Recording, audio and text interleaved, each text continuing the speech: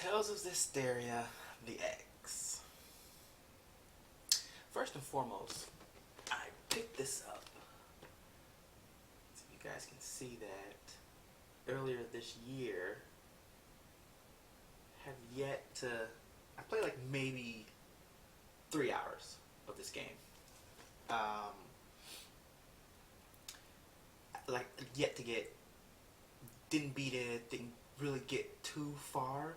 The combat with with only two characters kind of steered me away. The story was meh, so I stopped playing it. After watching this episode, though, I'm kind of interested to start playing the game because, assuming this episode, it said it was a prologue, takes place before the events of the game. Uh, which is interesting. I don't know if it's going to continue to do so, but it takes place before the events of the game, from my assumption. Again, this is just my assumption. I'm assuming that's what it is. Opening. I'm assuming the opening happened at the end. Assuming that's the opening. Sometimes new shows they do that. They put the opening at the end. It was pretty solid. Same characters that are in the game are obviously in the show.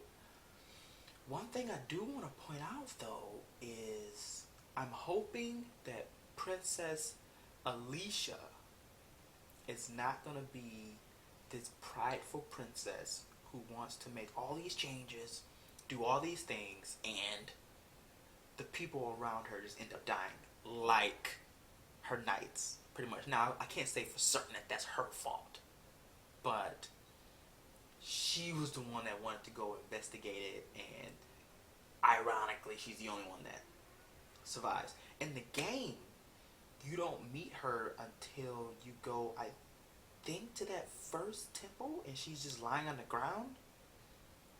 I mean, someone correct me if I'm wrong, but I'm pretty sure that's when you first come across her. And I like how it showcased her ability to use a spear, like her ability to use like a lance, and like her fighting ability. I like how it showcased that, because in the game she seemed like she knew what she was doing, but I like how in this anime series they actually showcase, so you can see how strong she actually is. I also noticed that those assassins that were sent after her were obviously no match for her and her crew, but the chick with the red hair who took her mask off, you see her in the game, and you come across her and you meet her, and eventually, assuming, I mean, I've seen some people play the game, she joins your crew.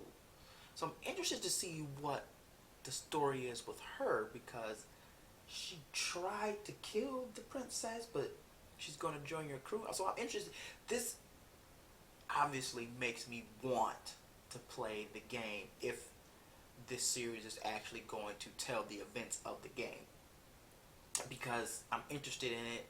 I want to know what's going on. I wasn't expecting to like it as much as I am, but it's good. It's good. And I think Studio Ufotable is the one that's doing, all the like animation and stuff like that, which they've obviously done Fate Zero, Fate Stay Night, which amazing series, absolutely amazing. So yeah, it wasn't bad. I give it a solid 8. Also, I do want to point out the little guy who turned into the beast that was fighting the princess. I feel like he was holding back. I really do, because when he was fighting the chick with the magic, he was also using magic, and he also seemed more powerful than when he was fighting the princess. So maybe he took control of that guy as he lost and then just took off. I'm not too sure. Also, I'm not too sure excuse me, who the voice that was talking to the princess after those assassins attacked her. I'm not too sure who that is either, but clearly she's going to be a main focus in this. And then you obviously have like the main guy who's going to be the shepherd. That much I do know. and then the other white hair kid, and then this is going to be a lot of characters. It's going to be a lot of characters. So I'm interested to see how this is going to go. 24 episodes, I don't know, but I feel like the game, from what I've heard, is relatively long. I'm pretty sure you cannot cram all that stuff into like 12 episodes. It's probably going to be like 24, maybe another season or something like that if it's really popular. But